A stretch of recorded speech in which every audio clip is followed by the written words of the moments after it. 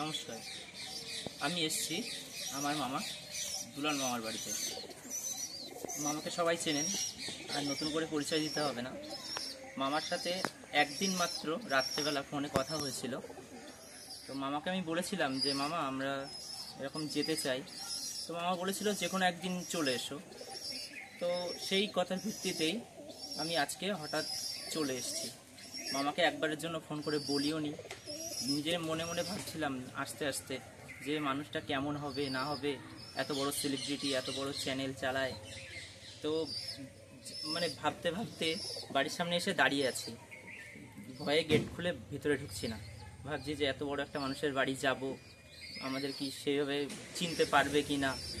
কিন্তু বাড়িতে এসে যখন কথা বললাম, তখন যে একটা মিনিট কথা বলেছিলাম, কিন্তু মানুষটা কিন্তু সেই একটা মিনিট, এতগুলো মানুষের ফোন আসে প্রতিনিয়ত, কিন্তু মামা সেই আমার সঙ্গে একটা মিনিট কথা বলেছিল, সেটা কিন্তু মামার মনে আছে। এমনকি আমার নামটা পর্যন্ত বলে দিতে হয়নি, সেই নামটা বলে দিয়েছিলাম, সেই নামটা পর্যন্ত মনে আছে মামার। এত বড় মাটির মানুষ আমি ভাবতে পারিনি। দুপুরবেলা আমরা এসেছি 2টোর সময়, মামা তখনই রান্না বসিয়ে দিয়েছে। মামিকে বলেছে, মামি রান্না বসিয়ে দিয়েছে। আমরা বারবার বলছি যে না মামা আমরা থাকবো না, কিন্তু যেতেই দেয়নি। সেইভাবে আমি একদম পুরো নিজের মামার বাড়িতে না যতটা আদর যত্ন পাই, তার থেকে বরং বেশি আদর যত্ন পেলাম। মানুষটা যে এতটা ভালো, এখানে না আসতে পারলে আমি বুঝতেই পারতাম না। তো ঘটনা হচ্ছে যে সেলিব্রিটি আমরা নই, এটা আমাদের মনে কখনো আমাদের আসে না যে আমরা একটা সেলিব্রিটি। আমি সাধারণভাবে জীবনযাপন করি, সাধারণভাবে যেরকম চাষিবাসী এলাকায় যেরকম চাষ করে মাঠে ঘাটে, আমি সেটা এখনও করি। আমি সাধারণ পোশাক পরে এখনও বেড়াই। তো ঘটনা হচ্ছে আমার বাড়িতে আসলো, আমি কখনো ভাবতে পারিনি যে এরকম হুট করে চলে আসবে। তো চলে আসার পর যখন বাইরে দাঁড়িয়ে রয়েছে, বাইরে থেকে আমার মেয়েটা বলছে বাবা দেখো বাইরে না দাঁড়িয়ে রয়েছে, কি ঘর থেকে বেরিয়ে এসে আমি দেখলাম তার কথা বলার পরে হ্যাঁ তোমার সঙ্গে তো ফোনে কথা হয়েছিল, যাক চলে এসেছে। তো ঘটনা হচ্ছে সব কিছুই ঠিক আছে। আজকে যে মানুষটা আমার কাছে এসেছে, আমাকে মামা ডেকেছে, আমার ভাগ্নের জায়গা দিয়েছে মন থেকে। কারণ দেখুন, অনেক সুস্থ সবল মানুষ আমাকে মামা বলে, তাদের পাশে আমি সবসময় আছি। কিন্তু আজকে এতে বিকলাঙ্গ ছিল ভালো, এখন কেন এই অবস্থা? যে ছোটবেলায় খেলতে গিয়ে পড়ে গিয়ে ভুল ট্রিটমেন্ট হয়ে আজকে বিছনা সজ্জা। তা যাই হোক, এত দূরে রাস্তা চলে এসেছে, আমাদের পাশে থাকবো, আমি কথা দিয়েছি আপনারা পাশে থাকবেন। আর আমাদের যেভাবে সাপোর্ট করেছেন এভাবে সাপোর্টটা করবেন, কারণ এই পরিস্থিতিটা দেখে না খুব মায়া হয়। তা আপনারা অনেক ভিডিও দেখে থাকেন, অনেক সময় দেন, আজকে এরকম একটা মানুষের পাশে অন্তত 5টা মিনিট আপনারা দেবেন, যাবেন। কথা দিয়েছি পাশে থাকবো, ভবিষ্যতে যদি যেতে হয় আমি যাব।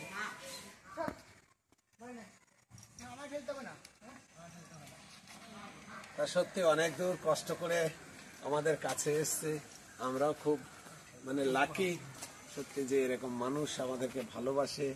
আর এই ভালোবাসা নিয়েই যেন বেঁচে থাকি, আর এই ভালোবাসা যেন সবাইকে আমরা তাকে অপরকে যেন আমরা দিতে থাকি।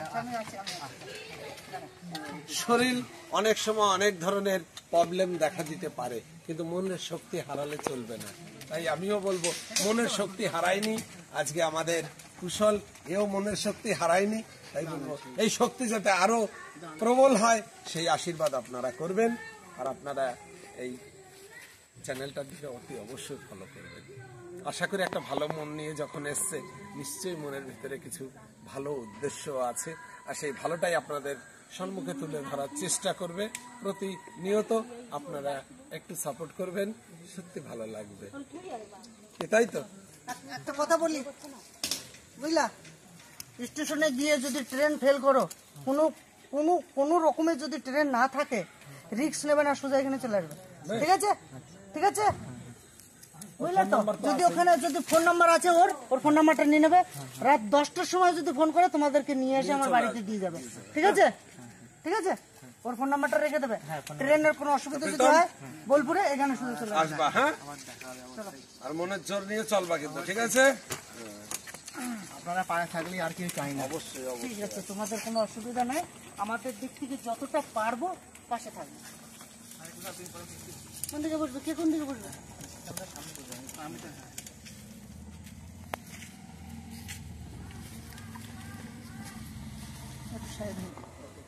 তো সাবধানে যেও, সুবিধা অসুবিধা আমাকে বলো, আমরা যত শীঘ্রই পারবো অসুবিধাগুলো সলভ করার চেষ্টা করব।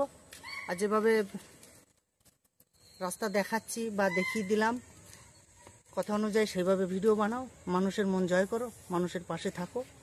আর সবাইকে উদ্দেশ্য করে একটা কথা বলছি, এরকম একটা মানুষের পিছনে আপনারা যদি থাকেন, নিজের মন থেকে আপনারা শান্তি পাবেন, থাকবেন, যতটা পারবেন থাকবেন, বন্ধুবান্ধবকে শেয়ার করে দেবেন, অনেক দূর এগিয়ে নিয়ে যান। দেখুন, কর্ম করে খেতে পারবে না, কোনোরকমভাবে যদি কোনোরকমভাবে হেঁটে উঠে একটা ভিডিও করতে পারে, বলেই তো দিয়েছে আমি এক অসহায়, আর এক অসহায়ের কাছে থাকবে।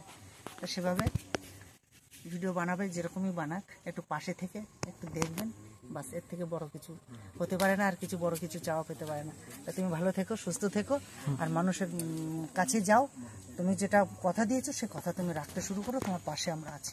আচ্ছা, ঠিক আছে? আসছি মামা তাহলে। আচ্ছা, ঠিক আছে, আসো দাদু। আজকে বাবু মশাই কোথায় গেল? ওই যে নেবো। আসছি তাহলে। হ্যাঁ, আসো। তা তোমাদের জন্য আমাদের দুয়ার সবসময় খোলা। আর যেটা বললাম, যখন তুমি আমাকে শ্রদ্ধার জায়গায় রেখেছো, তা শক্তি কখনো হারিও না। শক্তি হারালে কিন্তু আমিও দুর্বলে পড়ে যাবো। না না, অবশ্যই আমি আমার মতো চেষ্টা করে যাব। হ্যাঁ।